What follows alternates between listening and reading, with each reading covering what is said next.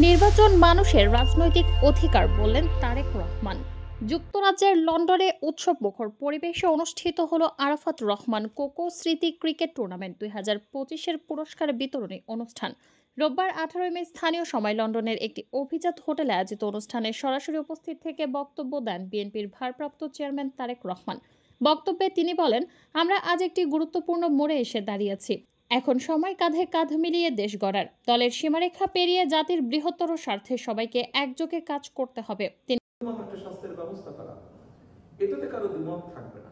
কাজে আসুন, এইগুলো যাতে আমরা সকলে মিলে, সকল রাজনৈতিক দল একসাথে মিলে আমরা কাঁধে কাঁধ মিলিয়ে কাজ করতে পারি, দেশটাকে গড়তে পারি, দেশটাকে সুন্দরভাবে সামনে এগিয়ে নিয়ে যেতে পারি। আজকে আরাফাত রহমান কোকো মেমোরিয়াল ট্রাস্টে এই হোক আমাদের প্রত্যাশা।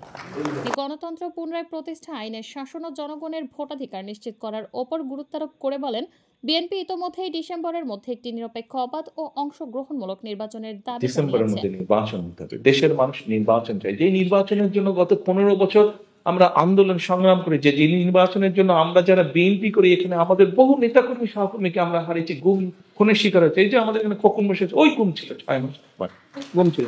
ওর মধ্যে এরকম বহু সহকর্মী আছে আমাদের। ওকে আল্লাহর মধ্যে পেয়েছি, অনেককে আমরা পাইনি। কিন্তু কেন এই যে এই গুম খুন হত্যার শিকার হাজারো মানুষ গুম হয়েছে, বিএনপির হয়েছে, বিএনপির বাইরে অন্যান্য রাজনৈতিক দল হয়েছে, সাধারণ মানুষ হয়েছে, সাংবাদিকরা হয়েছে। কেন হয়েছে? সেটি হচ্ছে রাজনৈতিক অধিকার, মানুষের রাজনৈতিক অধিকার প্রতিষ্ঠার জন্য। এই আন্দোলনে বহু নেতাকর্মী জীবন দিয়েছেন, গুম ও নির্যাতনের শিকার হয়েছেন। এটি শুধু বিএনপির দাবি নয়, বরং জনগণের অধিকার। তারেক রহমান বলেন, যারা খেলাধুলার মাধ্যমে আন্তর্জাতিক অঙ্গনে বাংলাদেশকে প্রতিনিধিত্ব করবেন, তাদের দায়িত্ব রাষ্ট্র নেবে। আমরা সরকার গঠন করতে পারলে দেশের প্রতিটি বিভাগে একটি করে ক্রীড়া শিক্ষা প্রতিষ্ঠান প্রতিষ্ঠা করব।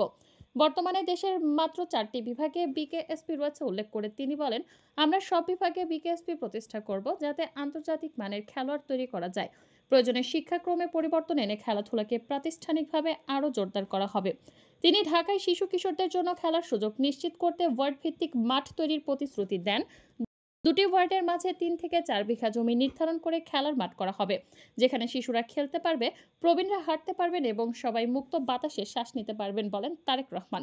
একটা জিনিস করতে পারি না আমরা, যদি একটা পরিকল্পনা গ্রহণ করি, অন্তত প্রতি 2টো ওয়ার্ডের মাঝখানে 2 বিঘা না 3 থেকে 4 বিঘা একটা জায়গা যদি আমরা বের করি, একটা সবুজ জায়গা, সেখানে বাচ্চারা খেলবে, মুরব্বীরা, বয়স্করা যারা আছেন, যাদের প্রয়োজন তারা সেখানে হাঁটবেন।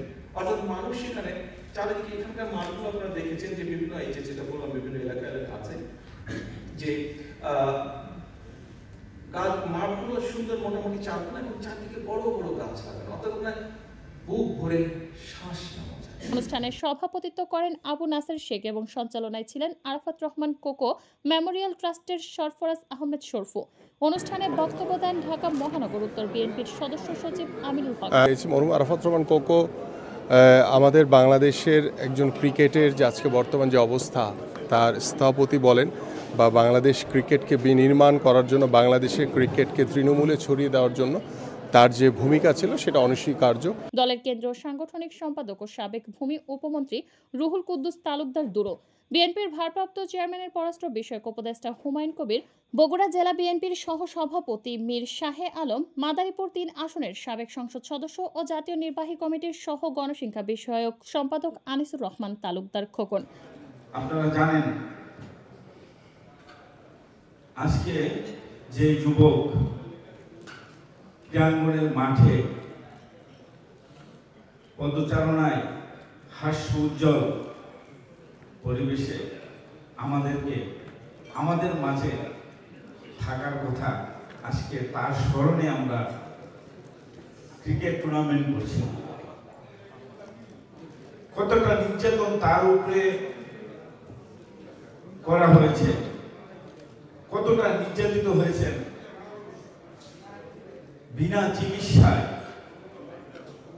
পরিবারের বাইরে থেকে তিনি মৃত্যুবরণ করেছেন। আজকে তাদের কত কষ্ট, ভাইয়ের জানাজায় যেতে পারেন নাই আর এক ভাই, কতটা কষ্ট তাদের, তাদের পরিবারের স্মৃতিকে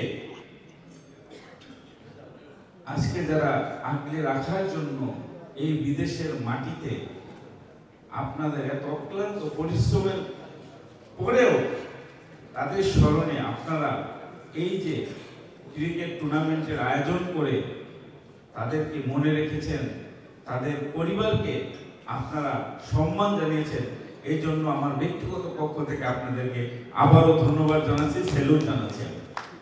সাবেক এমপি মোশাররফ হোসেন, ড্যাবের কেন্দ্রীয় কমিটির যুগ্ম মহাসচিব ডাক্তার সরকার মাহমুদ আহমেদ শামীম এবং ION-টিভির সিইও আতাউল্লাহ ফারুক। স্মৃতি ক্রিকেট টুর্নামেন্টে পরের দিন ডিজিএফআই থেকে ফোন করতো, কেন করা হলো?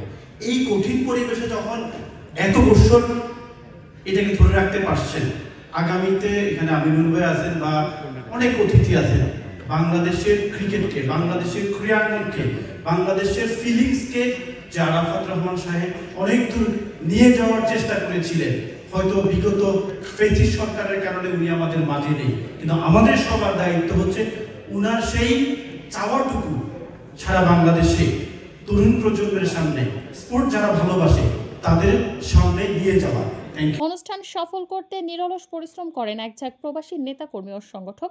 তাদের মধ্যে উল্লেখযোগ্য ফজলে রহমান পিনাক, শেখ সাদেক ডালিয়া বিনতে লাকুরিয়া, আরিফুল ইসলাম উজ্জ্বল, শাকিল চৌধুরী, আব্দুস সামাদ রাজ, ফাহিদুল আলম ফরহাদ, অঞ্জনা আলম, মোনার হোসেন আলম শিমু, শফিউল আলম মুরাদ, কামরুজ্জামান চৌধুরী পাউন্ড এবং তুহিন মোল্লা। প্রবাসী বাংলাদেশিদের বিপুল অংশগ্রহণ এই আয়োজনকে প্রাণবন্ত ও অর্থবহ করে তোলে। তারেক রহমানের ক্রীড়ার প্রতি অঙ্গীকার এবং রাজনৈতিক দিক নির্দেশনার মধ্য দিয়ে বিএনপির ভবিষ্যৎ কর্মপরিকল্পনারও প্রতিফলন ঘটে অনুষ্ঠানে।